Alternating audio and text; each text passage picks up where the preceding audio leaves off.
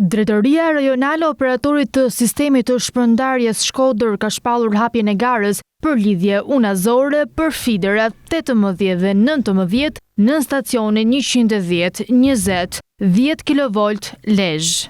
Sipas dokumentit, më konkretisht bëhet fjalë për ndërtimin e një lidhjeje të re mes dy linjave kryesore të energjisë në stacionin elektrik të Lezhës me një fond të parashikuar për rreth 37.304.000 lekësh. Ky investim synon të përmirësojë furnizimin me energji elektrike dhe të rrisë sigurinë e rrjetit, duke bërë të mundur që energjia të shpërndahet më mirë dhe të shmangen ndërprerjet në rast defektesh apo ngarkesash të larta.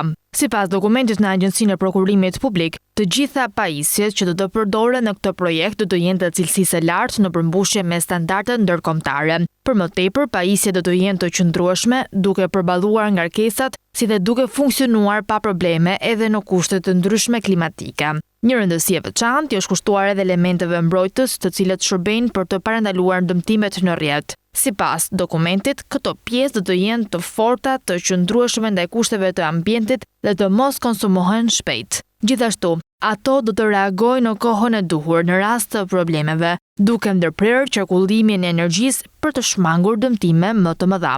Kjo ndërhyrje pritet të ndikojë drejt për drejt në cilësinë e shërbimit për qytetarët dhe bizneset e zonës, pasi lidhja e re do të krijojë mundësi alternative për shpërndarjen e energjisë në rast problemesh në njërin prej linjave ekzistuese dhe në këtë mënyrë do të reduktohen ndërprerjet. Ky investim është një hap i rëndësishëm drejt përmirësimit të infrastrukturës energjetike dhe modernizimit të rrjetit elektrik në veri të vendit, si dhe do të ndikojë në rritjen e cilësisë së shërbimit për qytetarët dhe bizneset.